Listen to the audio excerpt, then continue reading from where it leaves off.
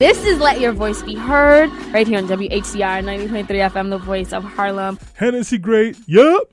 We are back on Let Your Voice Be Heard on 90.3 FM, WHCR, the voice of Harlem. I love that song, but you know what I realized? I need something with a little bit more aggression in it coming into the morning, because I'm way too calm. Hold on, that wasn't aggressive enough for you? That wasn't aggressive enough for I need Stanley. somebody going, bow, at the beginning of a song. If I don't have that, then I can't enjoy it. But anyways, folks, my name is Stanley Fritz. I'm back for another action-packed week of Let Your Voice Be Heard on 90.3 FM WHCR, the voice of Harlem. But if you missed me during the week, you can talk to me on the social medias. On Instagram, I am Stan Fritz. On Twitter, I am Stan Fritz. On Snapchat, I am Dark Skin Swindle. And I am only there to look at Stephanie Santiago's snaps. And other than that, I'm not really there. Good morning, guys, and welcome to Let Your Voice Be Heard, right here on WHCR 90.3 FM, the voice of Harlem. I didn't say it good enough, Ma. Oh, look, I'm sorry. So I'm Selena Hill, a.k.a. Miss Selena Hill, on Twitter and Facebook, and I spell Miss with an M-S, so please follow me there. And, of course, Let Your Voice Be Heard. This is the show where we talk culture, politics, and social justice from our very diverse perspectives, and I'm super happy to be here. Good morning. Good morning. My name is Alyssa Fuchs. I am your political and legal correspondent, so of course, talk legal to me. And you can find me on Facebook at facebook.com/Alyssa Fuchs. That's Alyssa with an I, ILYSSAFUCHS if you're nasty. And you can also follow me on Twitter, also at Alyssa Fuchs, or on Instagram, Alyssa.Fuchs. I'm doing really good today. Good morning. How's everybody's weekend? You know what? It's a really nice spring day in New York City. I just want to acknowledge that because normally we don't have like spring weather. It's either post-winter and super cold and snowing or really hot and humid. What Selena loves. It's like the depths of hell. Yeah. I guess. So happy spring, right? Yes, it's a nice day. We have a great show lined up today. We're going to be talking about When They See Us, the miniseries by Ava DuVernay, and how impactful it was, and just retelling the stories of the Central Park Five, now the Exonerated Five. We covered that in depth back in 2014 when they first received their settlement. But now everyone is talking about this case again because of When They See Us. And I'm gonna tell you guys, I saw the miniseries. It was painful. So we're gonna talk about that.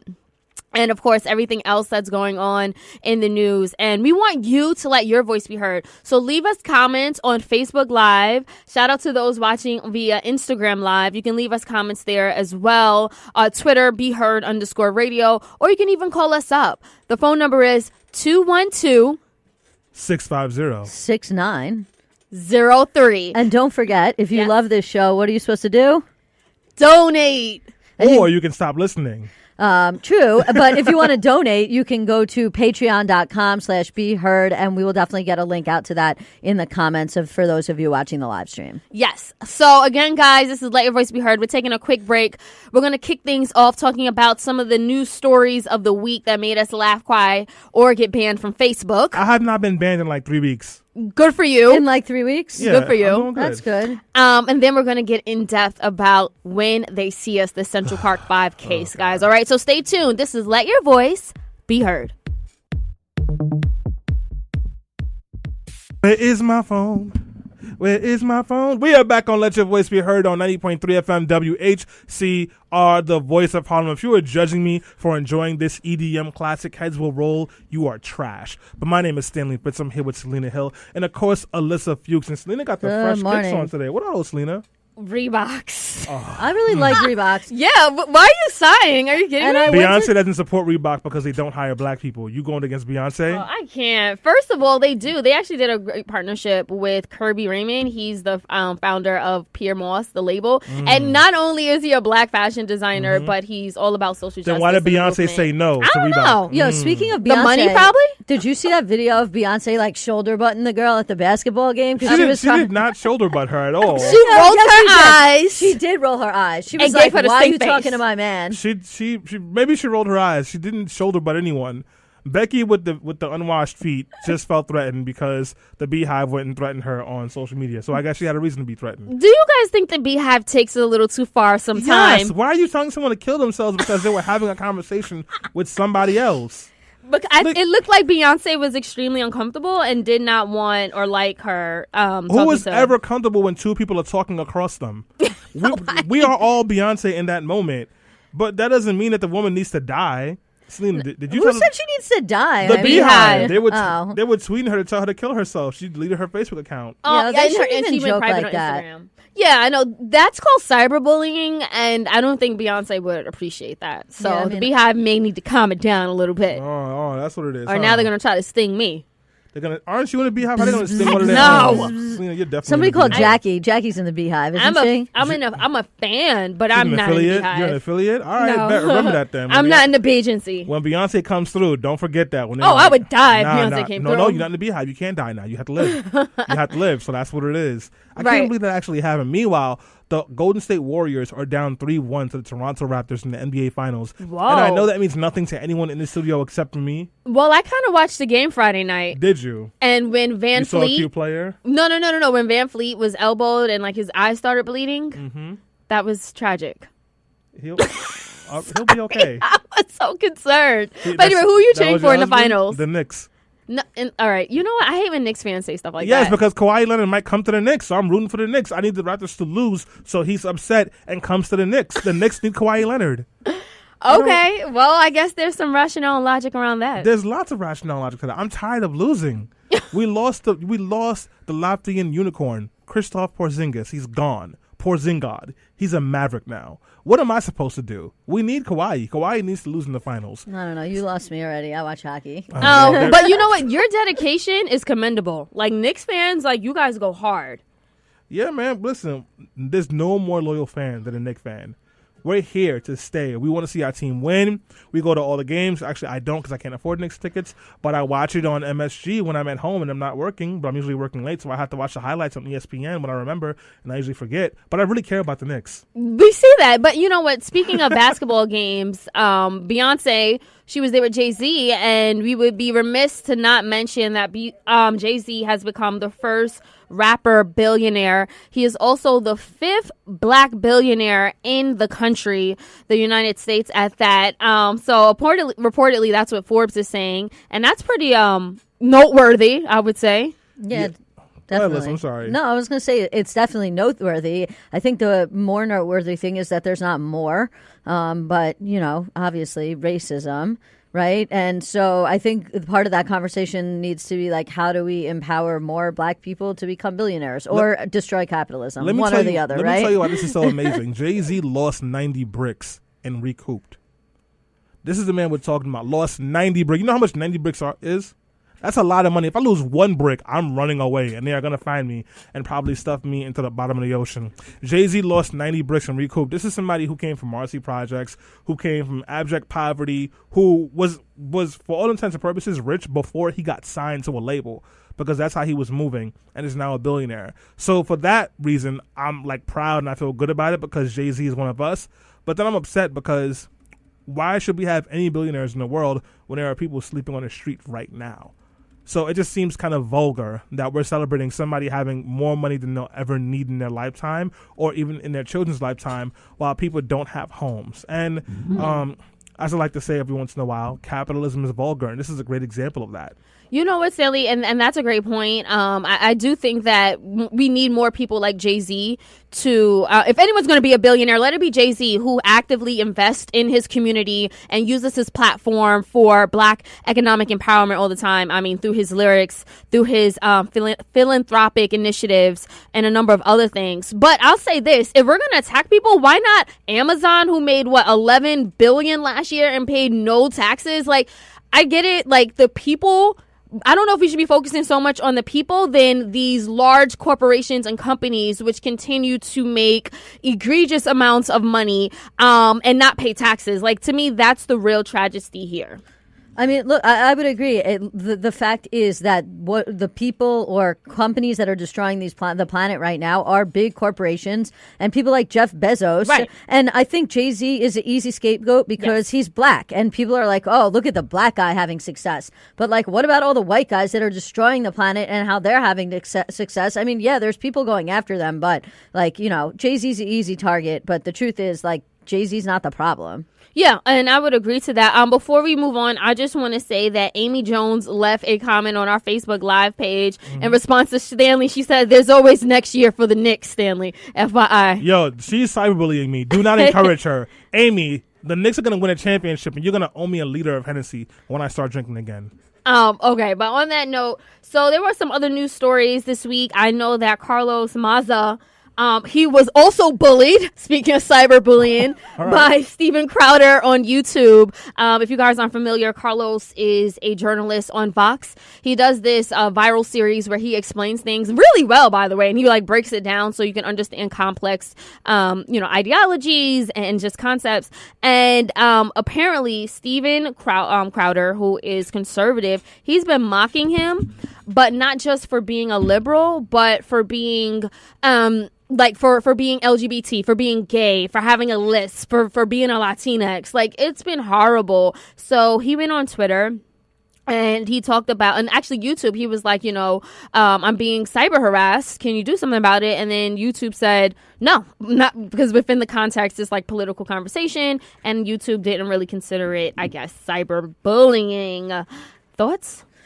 I mean, look, YouTube's always been problematic. YouTube, there's an article last week about how YouTube like routes pedophiles to innocent videos of children like that their parents post, like playing in the backyard, by using their algorithm, because it's like if you watch one kind of thing and then like it will say these are suggested videos for you, and most of the traffic that comes through with YouTube is like the YouTube suggesting videos to other people. And so they were under fire last week because of all the pedophilia, or actually I shouldn't say like actual pedophilia, but pedophiles who are able to use like or game the algorithm so that like if you posted your video of your daughter's dance recital, like that would come up in a pedophile's like you should watch this video. Bro, what the? That's so disgusting. like YouTube's got a lot of issues they definitely need to sort out. They did announce last week that they were going to start taking down neo-Nazi videos, but like it's not good enough. YouTube can't be. We want to have free speech, but YouTube also can't be a platform where like people are allowed to engage in like things that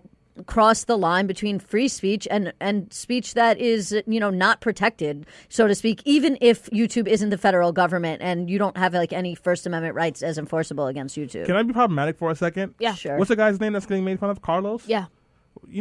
At some point you just got to square up with somebody. You think Carlos should clap back? Yeah, punch him in his face. I bet you he won't say anything again. But we don't condone violence over here. Let your voice be heard. Disclaimer. Yeah, we don't condone violence at all. But listen, here's what I'm saying. People think they're brave because of their Wi-Fi. Pull up. Pull up. And I bet you the energy will change real quick. You don't even have to say it. You don't have to touch them. White people just like talking. The minute you press a white person, I'm sorry. I got out of hand. People cannot take interpersonal interactions. That smoke goes away real fast. Well, not for nothing, like men can do that too. There was a video a couple of years back. It was great. Unfortunately, I can't break it down explicitly on the air because, inappropriate. But it's basically like a video where this woman's sick of getting catcalled by men. Oh, yeah, so the next time she gets catcalled, she literally walks up to this guy's car, opens up his passenger door, gets in the car, and she's like, "Show me your D." And he's like, "What?" And she's like, "You catcalling me? Like, take it out. Show it to me." And he gets all freaked out. He's like, "Oh my God, what's going on right now?" Like, because like exactly. Well, because people don't really want the smoke. But you know what? Call me Mr. Chimney. I want the smoke. No, I don't. I don't want Stanley's here for the smoke. I'm not. That catcalling video, I didn't know if that was sort of planted or planned. It kind of looked like it was. Either way, it was a great video and it went viral. That being said, Cleanna. Who's Blyana? I'm sorry. I mispronounced her first or last name. Bro, her name starts with a C. You said Blyana. No, I did. The last name is Blyana, Stanley. Anyway, she just left a comment on our Facebook page, and she said, something I didn't realize, the century ends in 6 months. I mean, not the century, the decade. Yeah. Did you? Decade? I didn't realize that the decade was ending in like 6 months, like a whole decade went by. You know how the calendar works. No, I right? know, but did anyone else just not come to this realization? But we had like the 80s and the 90s. Were these the right. 10s? Right? Yeah, it was like those were the 10s. No. And never gonna have the 20s. These are the teens because we went through the 10s already. You know, speaking of teens, are we high? Why are we so amazed at this? Speaking of teens, I have a good story for you. So conservatives in Louisiana are fighting for a measure that would, fighting back against a measure that would set the minimum age to marry in Louisiana at 17 because they say that 15-year-olds should be able to get married in Louisiana. You know, because these are the people who are so-called family values types. You know, talk to your white people to listen. This is getting out of hand. Y'all don't wash your feet. Y'all want to marry children. Come on, I'm not So with now this. they want to marry children. Well, Like, you remember it's so literally a year ago, well, it was like May of 2018, where there was a guy in Virginia who was a convicted pedophile who was running for office. Oh, he still is.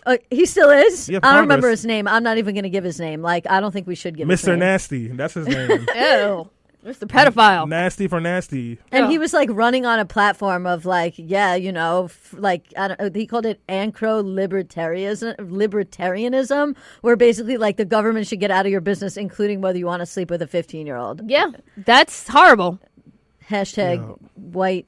And he was conservative. Dirty white man. Go talk to your cousins. Hold on, was Alyssa. that he was conservative? Yeah, he was like a white Christian conservative man who was. Really? Yeah. That's so weird. And No, odd. it's weird. No, Are you being because sarcastic? like no, I'm not because like usually Christian evangelicals are like Nasty. they The try biggest to no. hypocrites out there. Yeah. Not only that, but they try to stop like same-sex marriage Right, and things of that exactly. nature. So it's like And then, you know, you catch them in Yeah, airport I don't- bathrooms bumping footsies with the next guy. Alyssa, go talk to your cousins. no, it's just weird that they would say that the government Jewish. should be These involved are with not who you my want to cousins. marry. Oh, you're white. They're your cousins. No, I know. I mean, they're just the Christian people and even, you know, the white Christians, those are not my cousins. I don't know who's going to talk to them. Yeah, no, I'm just saying, but seriously, so they're always telling people that the government should be involved with who you want to marry, but when Yeah. he wants to marry a minor, then the government shouldn't be involved. Well, yeah, that's cognitive dissonance, I think they call it. Yeah. Yeah. Wow. Look at the life that we live. There was something else I wanted to talk to you guys about that I was very, very excited about. Is it the fact that Paul Manafort might be in solitary confinement? Oh, yeah, no. He might be in Rikers, or he Rikers. is in Rikers Island right now. So Paul Manafort. Wait, is he? I can look that up. Yes, look it literally. up. Donald Trump's former campaign manager, the man that they said was helping him communicate with Russia, who has been in prison for at least the last 2 months, had been transferred to Rikers Island. And they put him in solitary confinement. And AOC, Park Justice Bronx, what up, what up? No, he's not at Rikers yet, just he'll be for heading there. clarification. Thank you. He'll be heading there soon. She says you should not put him in solitary confinement. I agree. Solitary confinement is inhumane, and also put him in Gen Pop. Let him get all the smoke. I mean, and we'll talk about that more when they see us. It's still so front of mind for me. There was a part of the movie in the miniseries actually where someone was in solitary confinement, and he did that for his own protection. So he needed that option. So if we completely get rid of it, how are people who are really victimized in prison going to protect themselves? Well, I mean, solitary confinement is still inhumane. Period. But some Oh, are come opting on. in. You just want to have him outside of solitary so that he's in the dorms with everybody else so he can, you know, get his clap back or whatever. Listen, I mean, I'm not condoning violence, and I don't think, listen, you don't need solitary confinement. We have to talk about the larger issue in this criminal, in this mass incarceration system. There's a culture of violence that is created and perpetuated, not just by the people who are behind bars, but mostly from the parole office, the COs, and the people there. So if we kill that culture of violence and we create spaces where people don't feel like they have to fight for their lives, then you can help to mitigate a lot of the bad things that happen in spaces like Rikers Island right now. And it shouldn't be a case of we're having this conversation because some average white man who stole millions of dollars is going to head there. But since he is going to head there, let him go to Gen Pop and let this white man see what time it really is. So maybe we'll get something done, like closing down Rikers. Just maybe. And on that note, I know that we do have to take a quick break, but guys, don't go anywhere. When we come back, we're delving into the Netflix series When They See Us. We want to know your thoughts and opinions on the series, as well as the Central Park 5. This is Let Your Voice Be Heard. 3/5 of a man, I believes the phrase. I'm 50% of Duce and it's debt free, yeah. 100% of Ace of Spade, worth half a beat. Rock Nation, half of that, that's my piece. Yo, I miss Gucci Man. I got to listen to his last Gucci album. Mane. Gucci Man, first That of was all, 21 Savage. no, I know, Selena. Oh, okay. But Like when the beat drop, you hit with the burr. Like that part right there, that's Gucci Mane. Like the fact that you inserted that ad lib made you think of Gucci that's Mane? one of the greatest ad libs of all time. And yeah, Okay. But OJ the Juice Man didn't really have a long career. But anyways, guys, we are back on Let Your Voice Be Heard on 90.3 FM WHCR, the voice of Harlem. If you are just tuning in, this is Stanley Fritz. I'm here with Selena Hill and, of course, Alyssa Fuchs with the Pride Yankees fitted snapback cap on. Yeah, you like that? That's exclusive. And a snapback. They call that the white clap. No, they don't. I just made that up, Selena. Let me kill. All right, guys. We've had a long conversation about the news stories and the things that happened throughout the week, and now it's time to be sad, which is why I shifted gears with that 21 Savage song. And because I enjoy being happy, I'm going to throw the boat to Selena. Thank you for that, Stanley. Yeah, so Ava DuVernay's Netflix series, When They See Us, is causing a lot of us to revisit, actually the nation at that, a true story about an egregious miscarriage of justice. Now, the miniseries, which I watched myself, is about the story of Corey Wise, Antron McCray, Kevin Richardson, Yusef Salam, and Raymond Santana. 5 teenagers of color who were wrongfully convicted of brutally raping and beating a 28-year-old white female investment banker in New York City's Central Park back in 1989. After hours of questioning without food, water, or legal advice, these 5 teens were coerced by police to give false confessions. And then they were convicted despite the fact that there was no direct evidence tying them to the crime. As a result, they spent years in prison. But Corey Wise, who was 16 years old at the time of his trial, he was tried as an adult, and he received a sentence of 5 to 15 years in an adult maximum security facility where he was brutally attacked several times by grown adult men. Now, DNA evidence later exonerated the 5 boys, and their convictions were vacated in 2012 after a serial rapist confessed to raping the Central Park 5. So When They See Us, the series, is reigniting this outcry about how the case was handled in the first place, particularly by Linda Fairstein. She was the Manhattan sex crimes prosecutor who observed the teenagers in segregation, and she's been facing a mountain of backlash. I just want to correct one thing. Yes. They were actually exonerated in 2002, not 2012. Oops, sorry. Thank you for that, Alyssa. As a result, Linda Fairstein, she resigned from at least 2 nonprofit boards as the hashtag Cancel Linda Fairstein movement continues to spread on social media. On today's episode of Let Your Voice Be Heard, we're going to talk about When They See Us, why people are actually opting not to see the series, the Central Park 5 case itself, and what has changed since the case. So I want to open up this conversation by asking you guys on the panel, and you guys, if you're watching via Instagram or Facebook, did you see the series and what was your reaction? Stanley? Yeah, I powered through the series yesterday. Okay. Man, it was very, very hard to watch. Very, very hard to watch. And, we know about the Central Park 5. Selena and I have covered this years ago when they first won their lawsuit. When Bill de Blasio became mayor and actually finally settled with them, we covered this, and we had 1 or 2 of them on either on the phone or in the studio. I don't remember now. So we were familiar with this. But then watching it and this Ava DuVernay series was really difficult.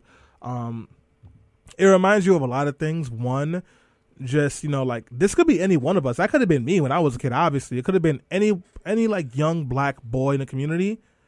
2, this is still happening every single day. There are thousands of Antrons all over the country, all across New York State right now, who are having things pinned on them. There was Khalif Browder. There was Pedro Hernandez in the Bronx, who they accused him of murder, even though all the witnesses said that he did not do it. There are children, little boys and girls all over the country who are suffering from the system. And the final thing is just a reinforcement of just how crooked the entire mass incarceration system is, and why I probably will keep on saying F the police until the day that I die. Because this is not a system that is here for black and brown kids. It's a system that is here to kill and punish black and brown kids. Stanley, you originally told us that you couldn't get through the trailer. Yeah. How can you really briefly, how hard was it for you to get through all 4 of these episodes? Oh, man, it was rough. I had to stop a couple of times to I had some eye allergies is acting up, so I had to take care of those things. Eye allergies? Yeah, that's what we're calling it. Yeah, these it was days? raining on my face. So, I had to stop for that. it was really hard to watch, but I wanted to make sure that if I came on the show today and we talked about it, that I did it. And then also on Friday, this is actually what did it. On Friday, I went to my friend's school where she works at to do career day. And I was talking to 5th, 6th, 7th, and 8th graders. And they all watched it. And they were all asking me about it and like what I should do. And I remember there was one little girl there who she was like, you should become president and then like do something about this because you inspire me, which is like the nicest thing anyone's ever said to me. And then I said to her, well, I don't need to be president because someday you can run and I can run your campaign for you and you can win. And she got this big smile on her face and she goes, I would help them if I did that. And I was like, all right, so now I got to watch it because these kids and this little girl. So that's why I watched it. Alyssa, I know we're getting some comments on Facebook.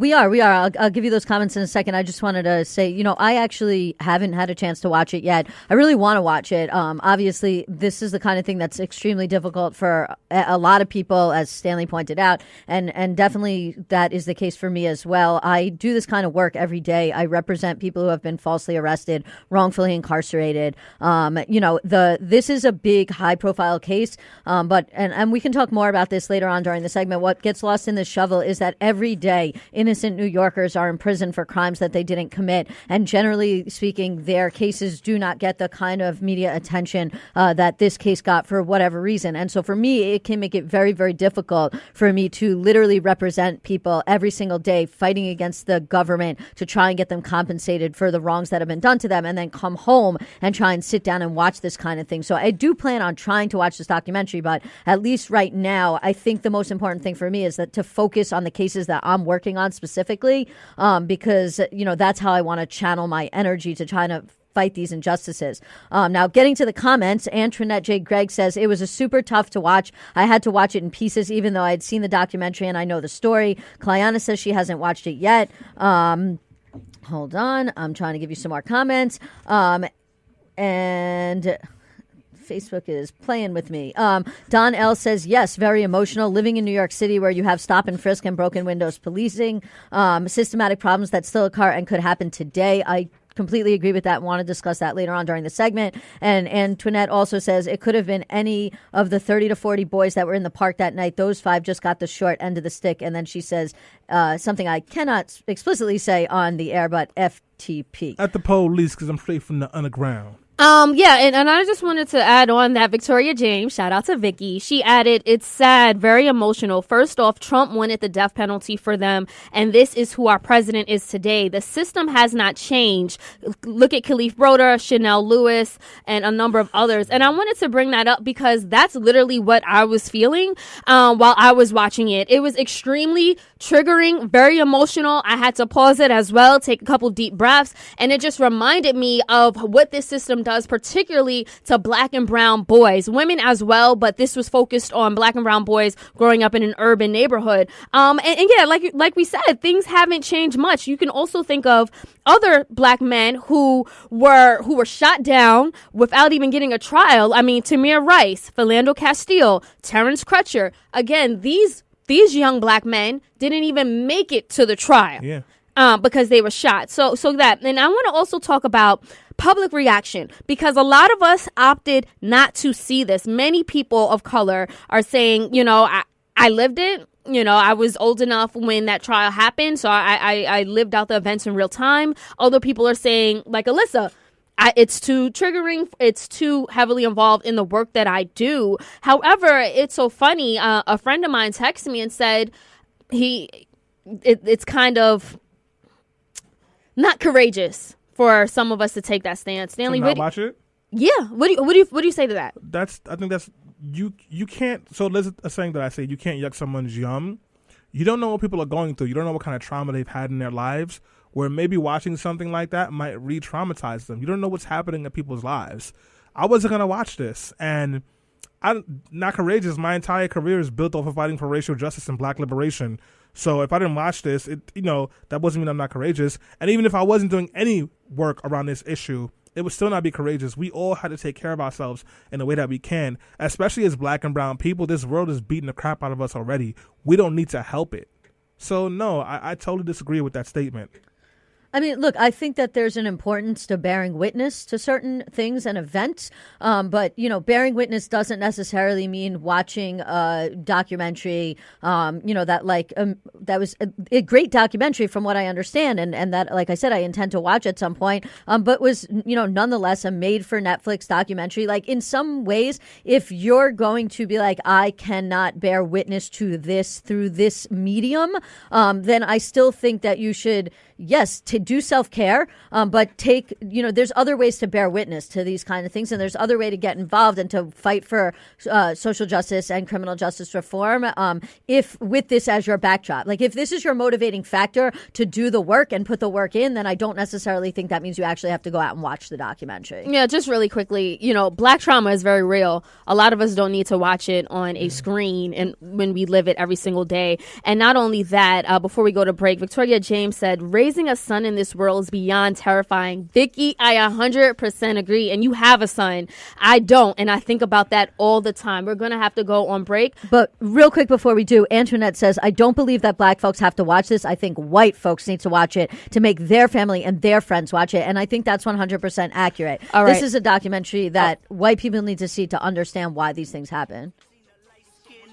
With his brains blown out at the same burger stand with same gout. Now this is not a tape recorder. This is Let Your Voice Be Heard right here on WHCR 90.3 FM, the voice of Harlem. Shout out to all of our podcast listeners who are listening via Spotify, iHeart, iTunes, and Stitcher. We're getting a lot of comments coming in on our Facebook Live in real time. A lot of us are saying, as Black and Latinx folks, we feel scared to death for our unborn children or the children that we have, no matter how innocent they may be. That's a comment I just read from Robert. I wanted to shift gears a little bit because one of the central figures in When They See Us is Linda Fairstein. I was somebody who's been very familiar with the Central Park Five beforehand. We covered the case in 2014, but I wasn't as familiar with Linda Fairstein and her role. Again, she was the former New York City sex crimes prosecutor, and she has since resigned from a couple of honorary positions on the board of directors. She's also a best-selling novelist, and she also has not backed down from her claim that 5 teenagers were somehow linked to the brutal rape of the Central Park Five. If you guys watched When They See Us, as I did, the story really unfolded around her and her narrative, and the fact that she kept pushing and like making up testimonies or like making up evidence and data and just really trying to pin it on these 5 boys. Even after Reyes admitted himself that he did it alone, he was like, no, I just think he was the 6th person and one got away. And she seems completely unregretful. And, ever since When They See Us came out, and now we know Linda Fairstein, who is still alive, she's been canceled. She's been stepped down. But, a lot of people saying more needs to be done. I know our friend of a show, Tamika Mallory, is calling for every sex case that she's ever prosecuted to be reopened. So I want to talk about that, Stanley, with you in particular, because you're also very familiar with Linda Fairstein. Why does she need to be canceled? And what do you think needs to be done or can be done moving forward? I don't care about Linda Fairstein. She's just another white woman who's benefiting from white supremacy and doesn't see the humanity in black people. It's not a surprise. I care about what makes Linda Fairstein, which is the system of racism and a mass incarceration system that was built to criminalize and destroy the lives of black and brown people. There will always be a Linda Fairstein. There are some black Linda Fairsteins right now in the Bronx. If you want to ask me the real questions about it, we have to find a way to tackle this so that there are no more kids or no more people, period, who are dying in this system. And we got to get to a point where we can have a conversation about this mass incarceration system and ask ourselves, are jails and prisons really the things that we need? Because how many people are sitting inside of these cages for no reason, going through inhuman experiences because somebody had an agenda, whether political or quote-unquote criminal? Stanley, I'm glad you brought that up because I've actually heard some pushback, some criticism on the other side where people are saying Linda Fairstein is a scapegoat. The issue is systematic. She was just doing her job and doing it well. No. Linda Fairstein is a garbage white woman. Well, I want to throw it to Alyssa, who works in the legal system, to say, wasn't she just doing what prosecutors do? Prosecutors prosecute. But, here's the thing. I don't think it's fair to say, she was just a scapegoat and that it's the bigger systematic issues or that, she was, did something wrong. Look, yes, there are big systematic issues that need to be dealt with. And yes, those systematic issues definitely played a role in this prosecution. And yes, Linda Fairstein was a prosecutor, but Linda Fairstein also made decisions. So like you can't, it's not either or, and it's not mutually exclusive. You can say, yes, let's blame the systematic problems, and we absolutely should. And we should continue today to focus on how to fix those systematic issues. But you should also look at some of the things that Linda Fairstein did throughout the prosecution. Like, for example, there was an allegation by Youssef's mother that when Youssef's mother went there to speak to her about the situation and about the case and was like hyperventilating because her son was being charged with a really serious crime, she asked Linda Fairstein for some water, and Linda told her supposedly there's no water in the building, as if like all the water that was at criminal court in the DA's office that day was shut down. So like it's one of those things where you have to look at it and say, yes, there are systemic issues, but also this is a woman who made choices. And, some prosecutors want to do justice, and there's other prosecutors that want to win at all costs. And it seems to me, based on my review of what happened here, like Linda wanted to win at all costs and then ended up going on to have this kind of successful career where she's been, writing crime novels. She's been on the New York Times bestseller list 16 times. She serves on all these boards.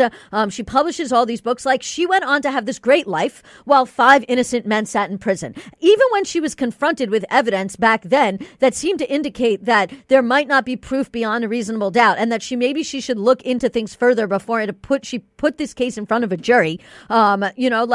She ignored that kind of evidence. So like, we can't just discount it and be like, oh, well, it's just all the system.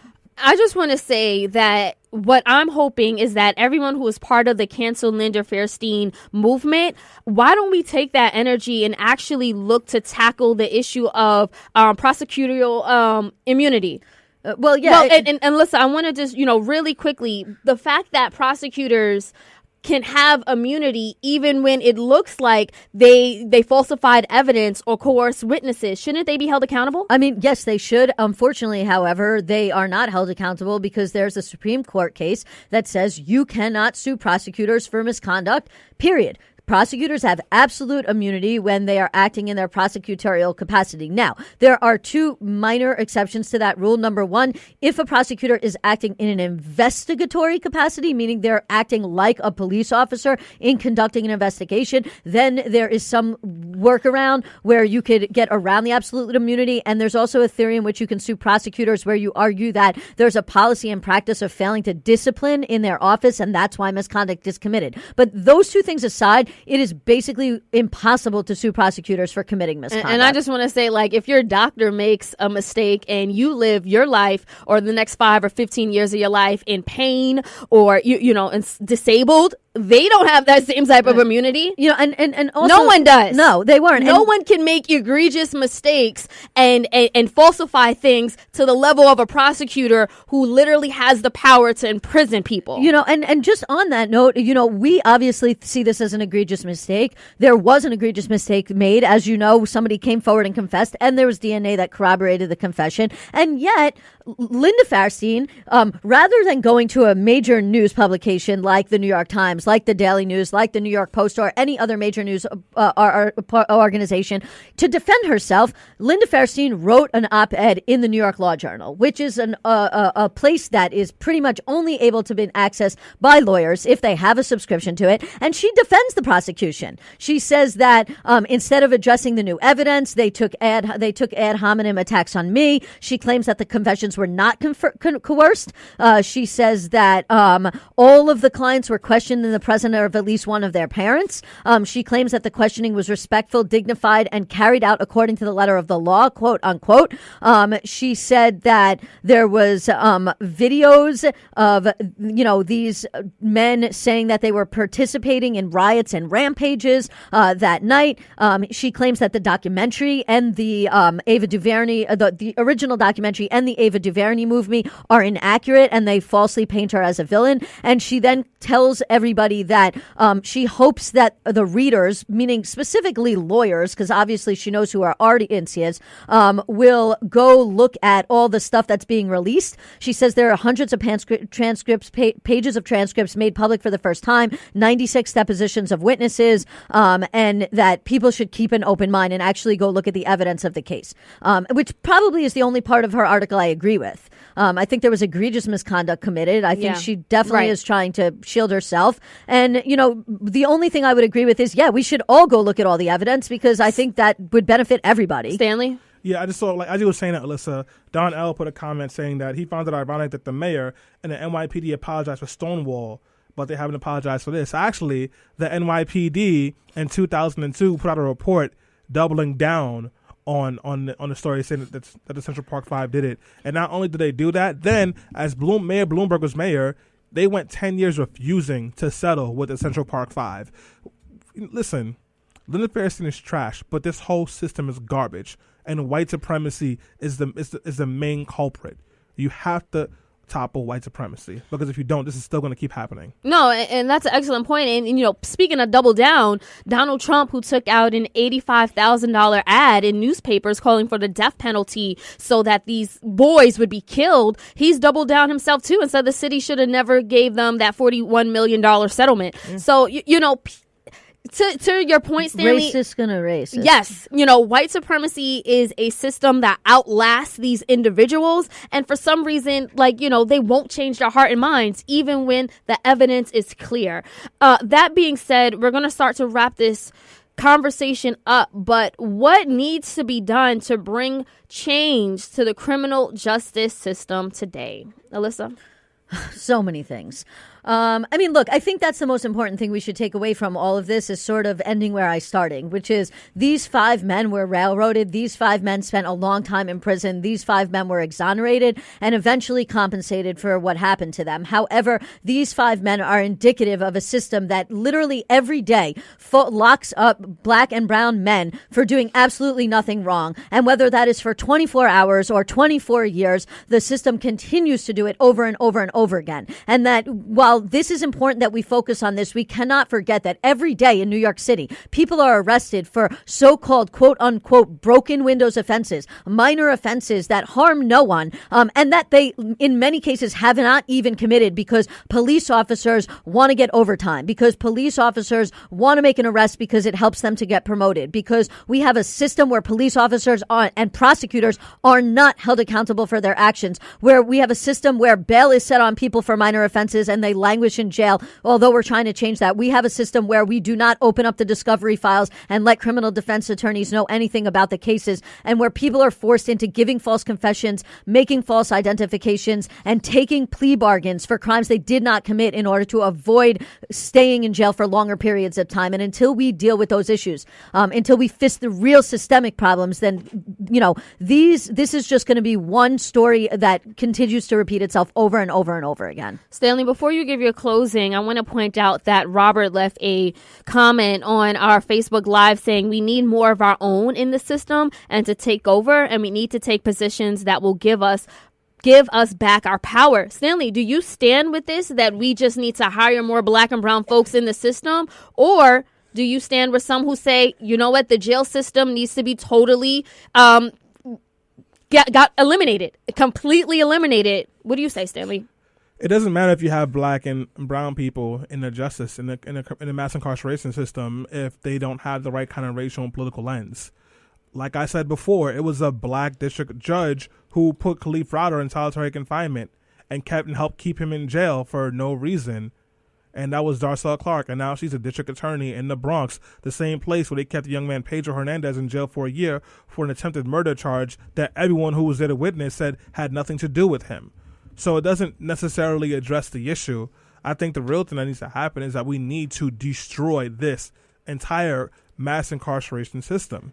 That is the problem. And that's a long-term fight, and I understand that. And if you want to be involved in the short-term level, then one of the things that we can do is right now there is a bill going up at the state legislature where they are pushing to make all broken windows nonviolent crimes be crimes of citation. So what that means is like public drunkenness, this quote unquote disturbing the peace, like some of those minor crimes that police go after you for broken windows, you would now get citations for those. You would not be arrested and thrown in jail for those crimes. Those are one of the things you can do. You can also, if you live in New York State, call your state senator or your state assembly person and thank them for voting to support the bail bill, because now all misdemeanor crimes, you cannot be thrown in jail for a misdemeanor crime anymore, starting January 1st, 2020, which means that at least 30% of the population of Rikers Island is going to go home, and an even larger population in other parts of the state is going to go home as well, because they're sitting in jails because they can't afford their bail and for a misdemeanor crime. And that can help to reduce the number of people who are sitting in jails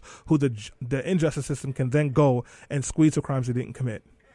Thank you for that, Stanley. And as we're wrapping up, we are getting a load of comments coming in. Thank you so much to everyone who's been chiming in on our Facebook Live. I want to just say Antoinette J. Gregg left a great comment as well, saying the same way that regular citizens can get criminal charges for collusion, so should prosecutors, police, etc. Holding these people accountable can pare down on corruption, because they will also be criminal ramifications, also threatening their pensions and livelihoods of the folks who know about this corrupt behavior.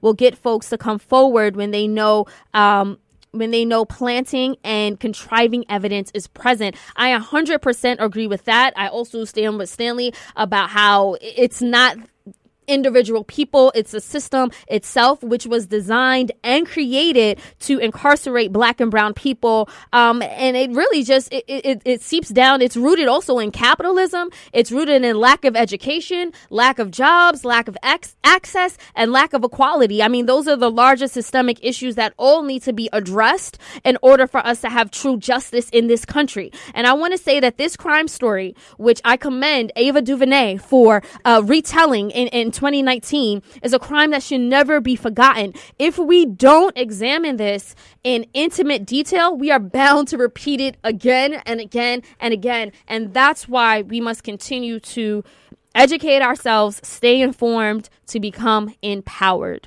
On that note, I want to thank everyone who listened today and let your voice be heard.